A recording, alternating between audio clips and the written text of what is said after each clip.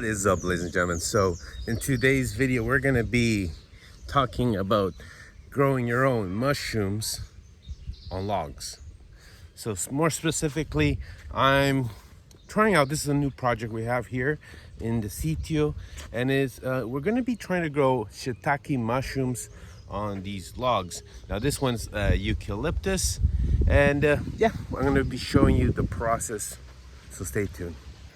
So right here you can see I've already done a couple days of work cutting down the trees and already having a place to place them.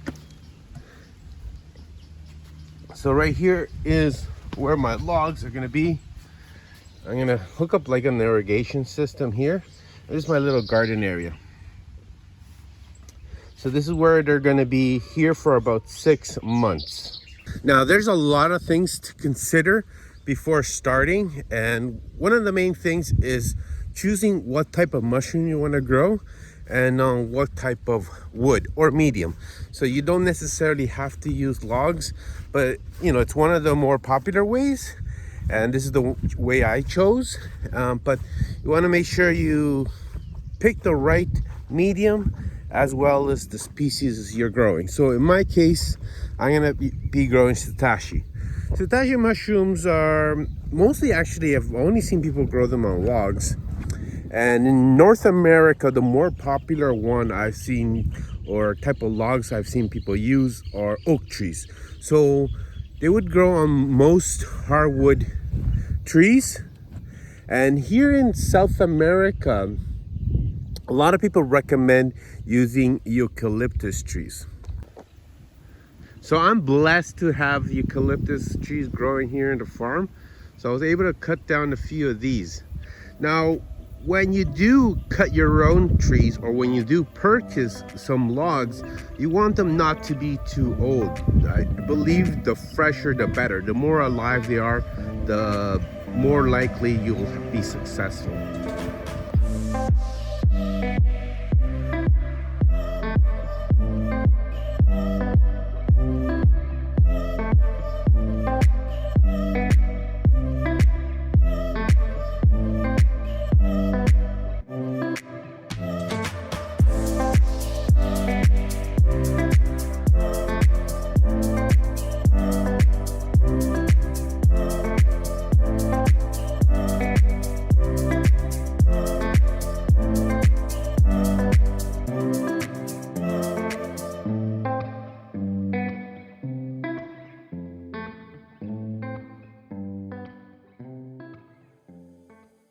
All right, so here I have my logs cut up.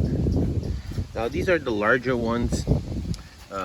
So you're wanting to look of an average of between 7 to 14 centimeters in diameters, and all of these are in 1 meter in length. All right, so here I have my 1 meter in length log.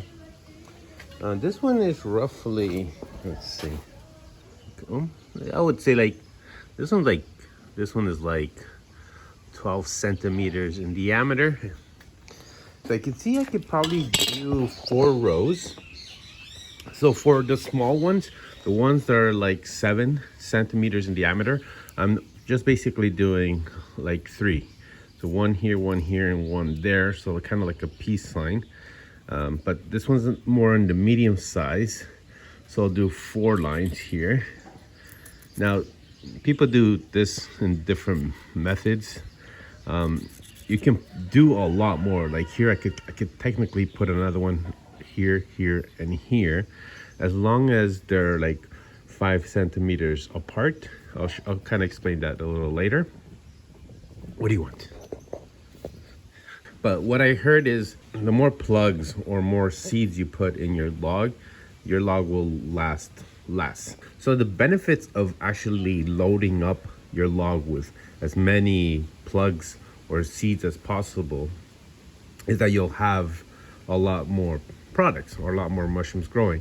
The downside is that your log would probably deteriorate faster. So instead of having a log that could last over 4 years, you might have your log just last 3 to 4 years because, you know, it's been getting used up a lot more. So I made a marking of 10 centimeters apart. So this is every 10 centimeters I'll be drilling a hole.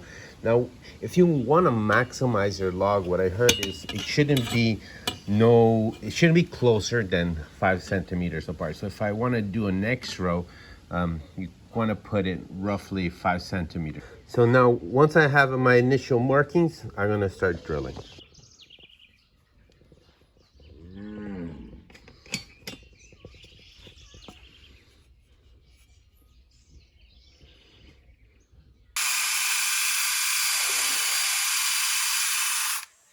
Just look at this one.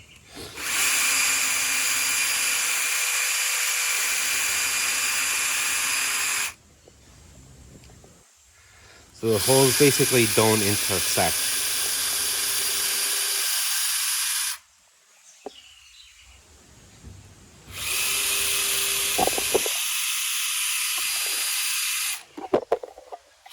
All right, so you can see I have my holes all marked around the log.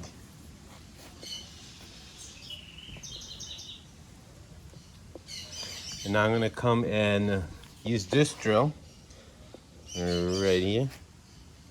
And I'm gonna make the hole stop roughly where the tape is, and that's where the plugs are gonna go into. I have the spawn right here, so they're like little capsules, pallets, and we're gonna hammer them into the holes. Can you get close to one of them?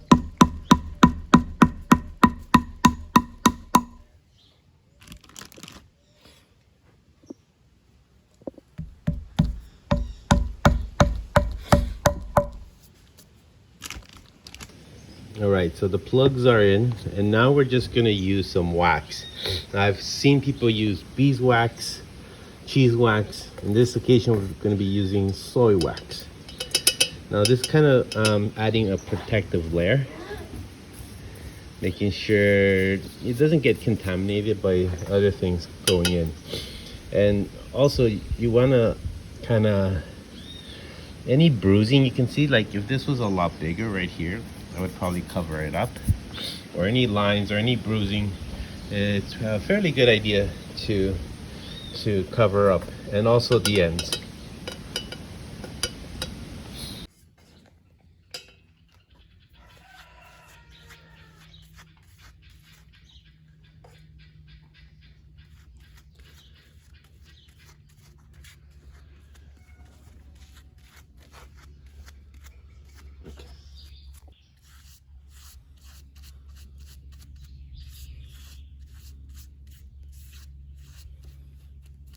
Okay. All right, so I have it all covered, all the holes covered in soy wax. Now the reason I chose soy wax is because it's pretty much the only thing available where I live. So now we're gonna put it to its new home. So right here is gonna be its home for the next roughly 6 months. Now where a lot of people fail is with the whole watering thing. The lack of moisture and humidity that these logs require. So hopefully I can avoid that, just because I have a water source right here. I'm gonna hook this up so I could kind of water this as much as possible. Now, I've heard people recommend that when you initially do this, you want to water it like 5 times a day for the first month, and then you can decrease that to around 3. And then depending on your climate, you'd want to maybe do it less or more. So if you have a dry, hot climate, you probably want to water it more than 3 times. But if you have somewhat of a humid climate, maybe 2 is good enough. But you definitely at least would want to water it once a day.